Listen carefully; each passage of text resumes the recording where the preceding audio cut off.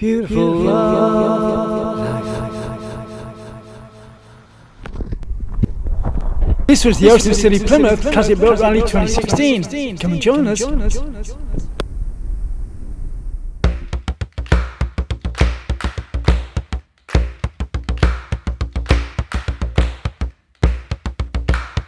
One, two, three, Hu+Man!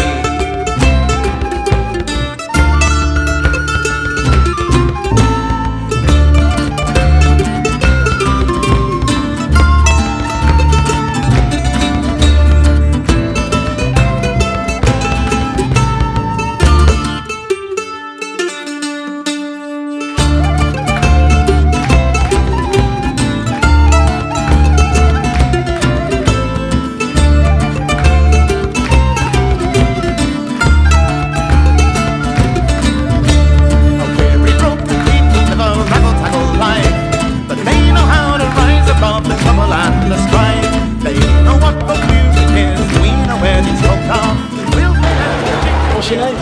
My name is Pedro. And where are you from? I'm from Spain, from Seville. What's the name of the boat that you're with? Yeah, I'm a volunteer in here, and yeah. What's the name of this boat? Now Victoria. And whereabouts in Spain is it from? Well, the base harbor is Puerto Cherry in Cádiz. It's a small village next to Cádiz, and yeah. And has the boat been around the world? Yeah, twice.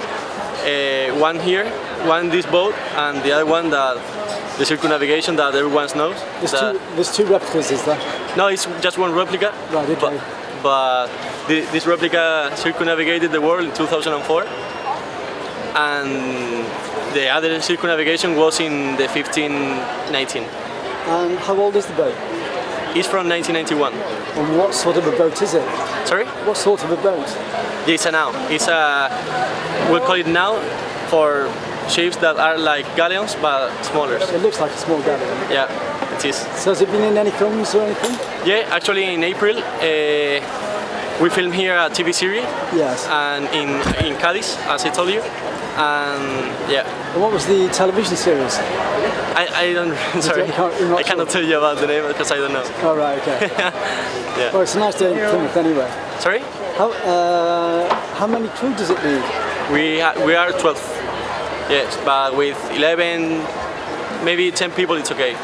How long does it take to learn to handle the boat? Well, you should know something about the boat, but it's not very difficult. You can learn inside. Yeah. Yeah. How long does one crew stay with the boat? Does it change around all the time? Yeah, the crew is always changing, but everyone has to be at least 1 month on board. Yeah. So from 1 month we start to change the crew, and yeah, some people go on, the other go down. I can't take photos. So how does it? So you hire the boat out, do you? Yeah.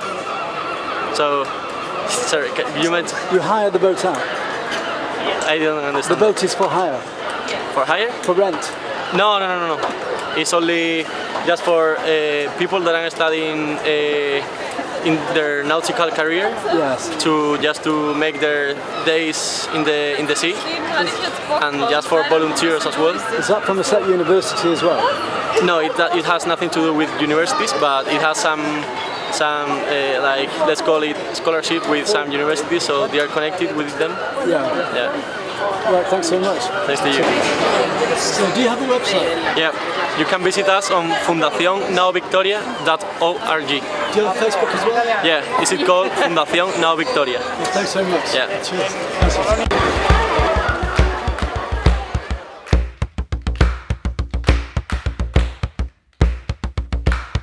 One, two, three, Hu+Man!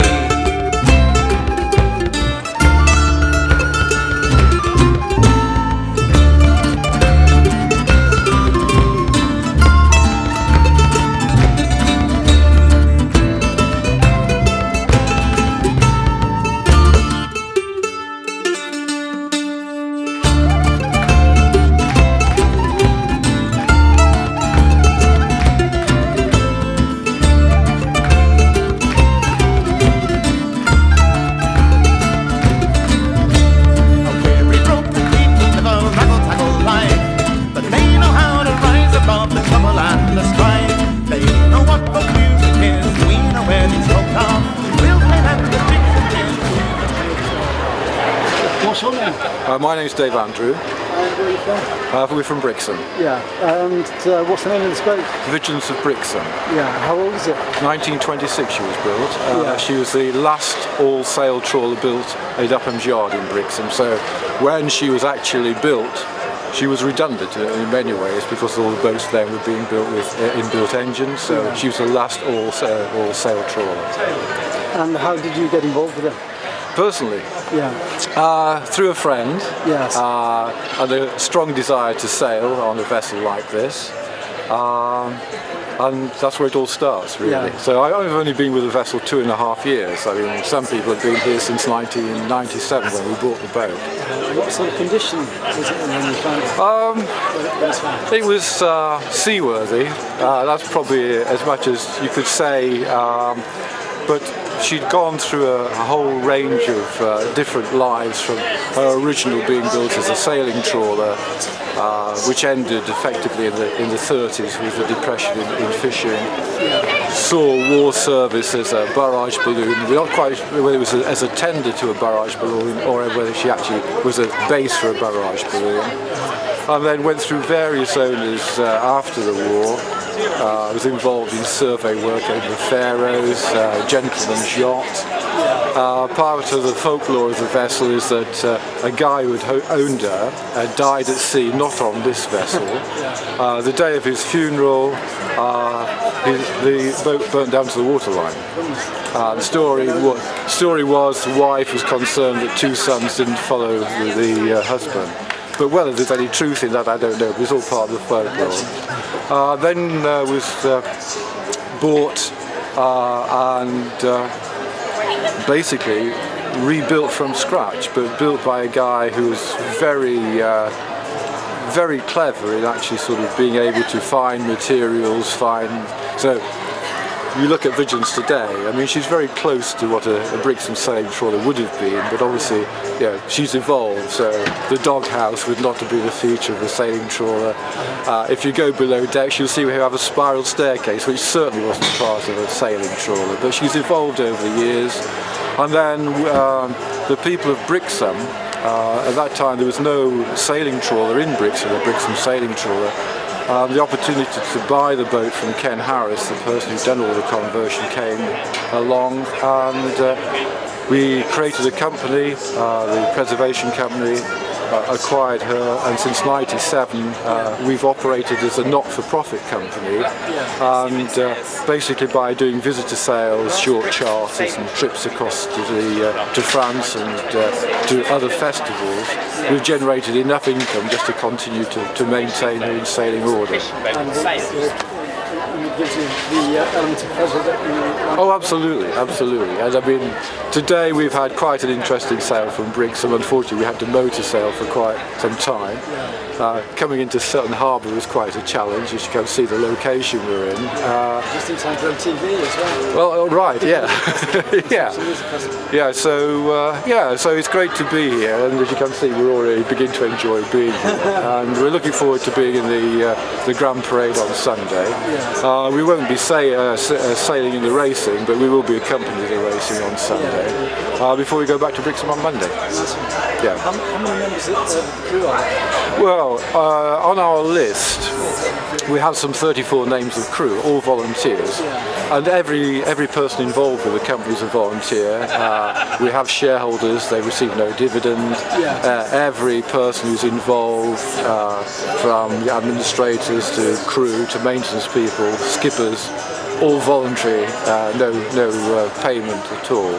How many crew members does it take to run? Well, I mean, we sailed today with 6, and that's comfortable. The thing you'll notice is we've got no real assistance. We refuse to use the winch, so everything is hand-hauled.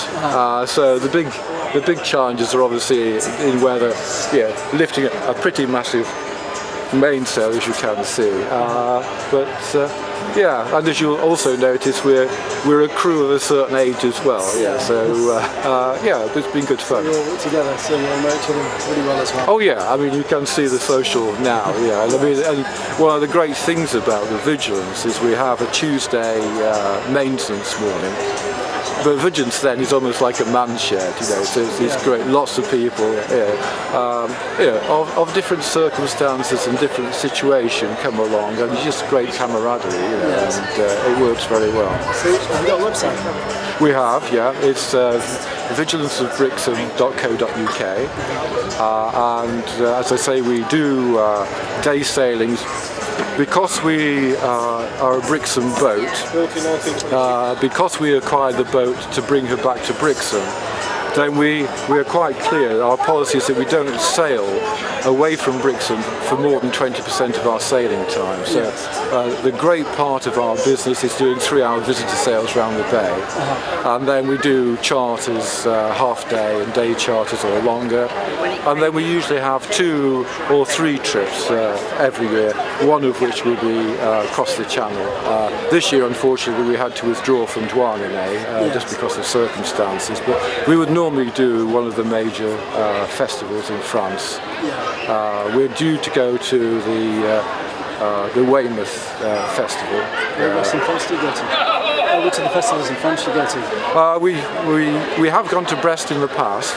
We tend to find out that Brest is a bit big, and so Douarnenez and Paimpol tend to be our favourites, but we've gone to Binic and other areas. What's the security like in France with the risk of people trying to... Well, I mean, we are not us, but a vessel which belongs to another company in Brixham, Pilgrim, has been over and said that the security was quite extreme, really. I mean, not that it affected the festival, but they were aware that of this heightened security.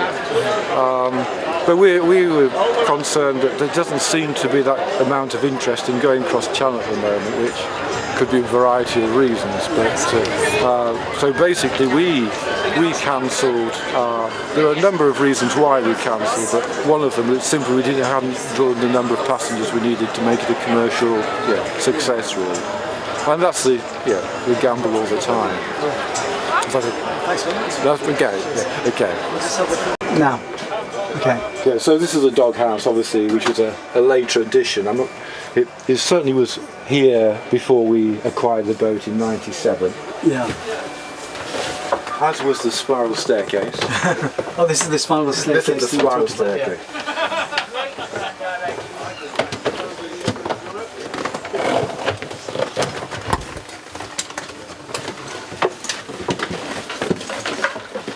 Oh, it's a nice size room, isn't it? Quite TARDIS-like, yeah. So this is our saloon, obviously untidy, so if you can come back and do some more shots. Yeah. But this would have been the fish hold. Yes. Okay. More or less unchanged in terms of its dimensions. So went out with quite a lot of ice, came back hopefully with quite a lot of fish. Yeah. Okay. In terms of what was the... You've only got small hammocks though, haven't you? You're not the first person to say that. Do you shrink when you come downstairs? We're in the process of building a new galley.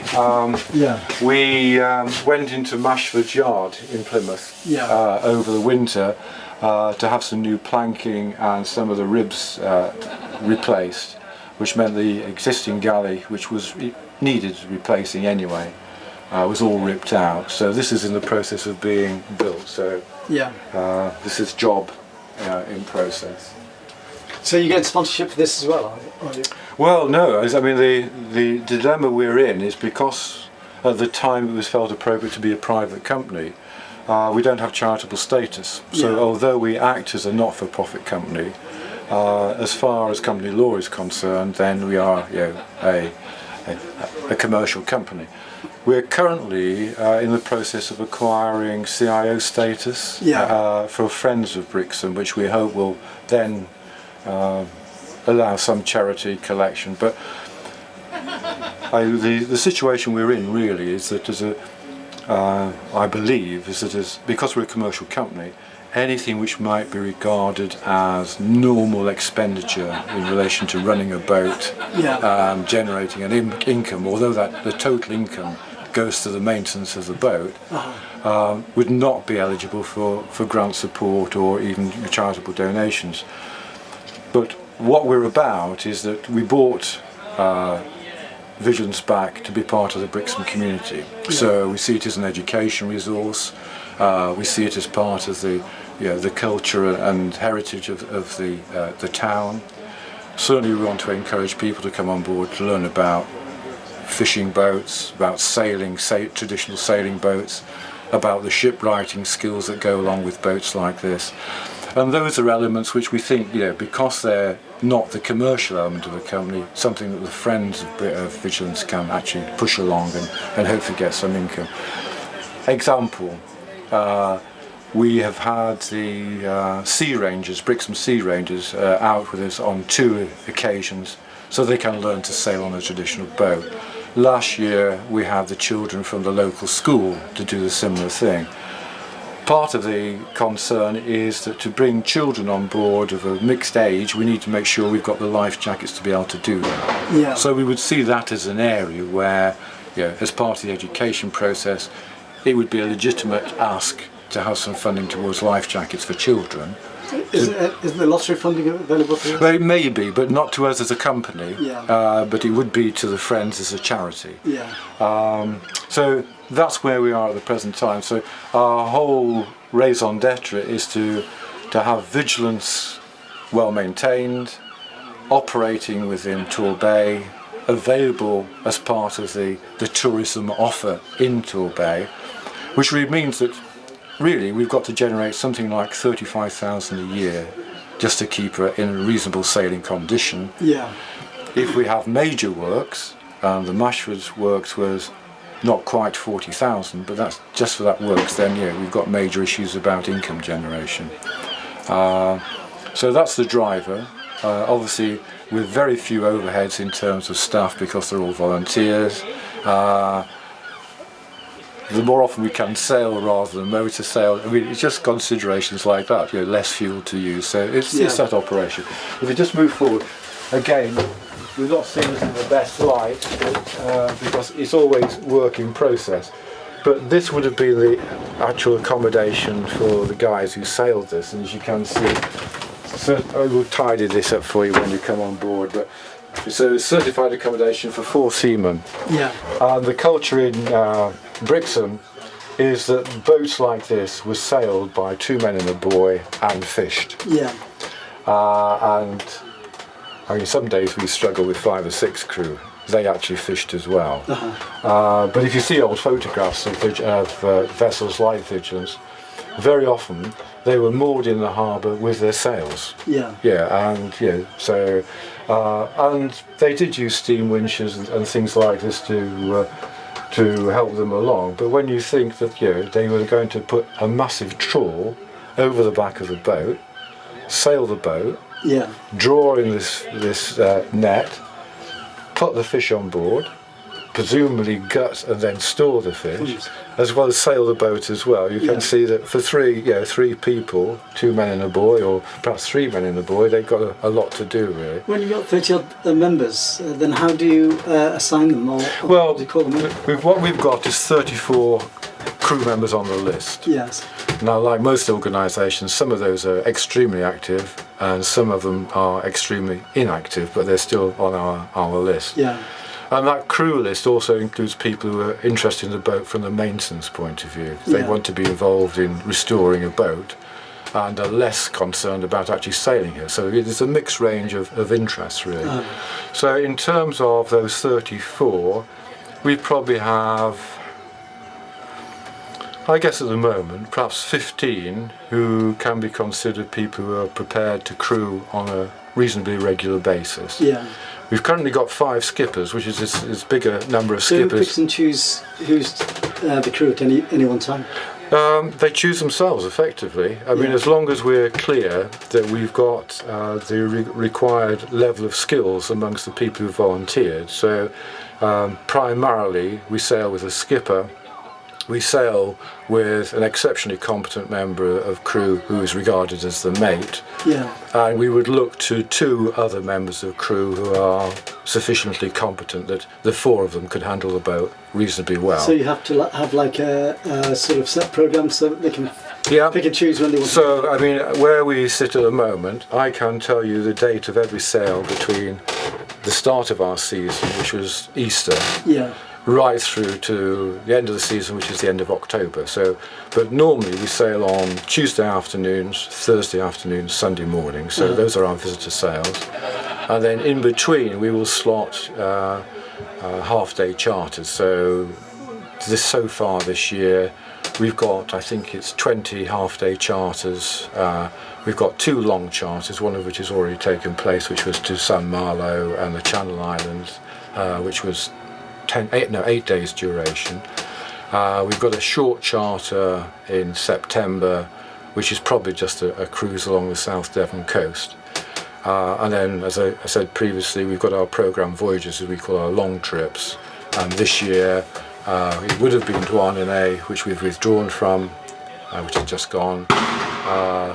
The Waterfest at Weymouth, and then this today is a crew trip. So this is a thank you to the crew, basically. So the company is carrying the cost of this for the crew to have the weekend away. Is the wine free as well? No, it's not. So we provide the boat, and we have a kitty for the breakfast, and then well, if we eat on board, that'll be part of the kitty. So basically they've had the sail, they've got the opportunity to stay here for the festival, and then the sail back. There's probably right in the Vulcan in Plymouth. Well, that's right. Absolutely, absolutely. Yeah. So we'll do okay. Yeah. And what we've got, so we've had seven crew bring her down today. One guy has gone back. He's just done the outward bound trip. We've got one of our skippers joining us tomorrow. He couldn't come today, so he's just coming down for the duration of the festival, sailing back with us on Monday. And then we've got possibly 3-4 other people joining us on Monday to sail back. So just domestic circumstances to where they're here or not. Nice one. Yeah. Thanks a lot. Okay. And go. Okay. So this previously would have been, when she was fishing, this was really where they'd store the fishing gear, the trawl nets and everything, stored the sails. So all these partitions are later additions. So crew quarters now forward. This again, which is not being used at the moment. This is like a TARDIS, isn't it? This is our Laura Ashley suite, because it's got these turned, again, a feature of the previous owner, who sort of used it. 2 heads. So we've got berths for 16 people, basically. Okay. Yeah. As you can see, the basic feel of the fishing vessel is still here. You can see what are the later intrusions, but I think people come on board and I think they think 2 things. Wow, this is enormous compared with what we expected. The reaction you had when you come into the saloon. Yeah. And gosh, this is pretty basic, isn't it? Well, it has to be basic anyway. Well, that's right. To keep it light and and create the room. Yeah. Well, I mean, I think it's pretty comfortable anyway. It looks good. Yeah, and the great thing about the Vigilance, really, it's the boat, but it's also the people who are involved in it. Because what's great, I'm involved in doing a lot of the bookings and things, and the feedback you get from people is they've had a great sail, but they've had a great time with the crew. They like the crack, with the crew, and that they're made to feel very welcome. And I think that's a big part of what we're. Well, what we are, not what we're promoting. That sounds a bit commercial. It's just, people come on board, they fall in love with the boat very quickly, and they just enjoy sharing the experience with other people. Yeah. And so you've got to be able to work as a team anyway. Oh, absolutely. Because you're only as bad or as good as the. And I mean, and what's nice about it is that I think on most boats you learn by your mistakes. Yeah.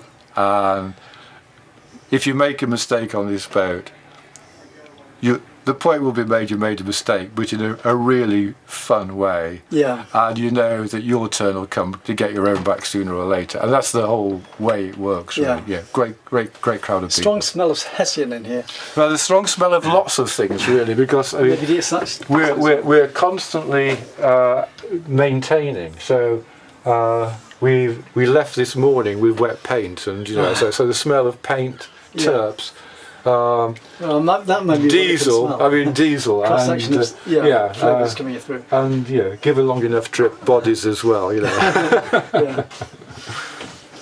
Right, thanks so much for that. Anyway. No, that's great. If that's useful, that's fine.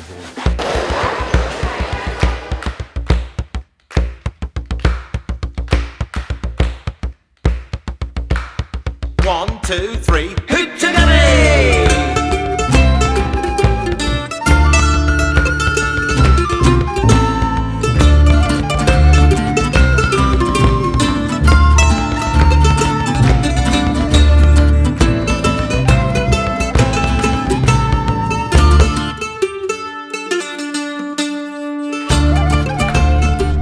Special thanks to the crew of Vigilance from Brixham.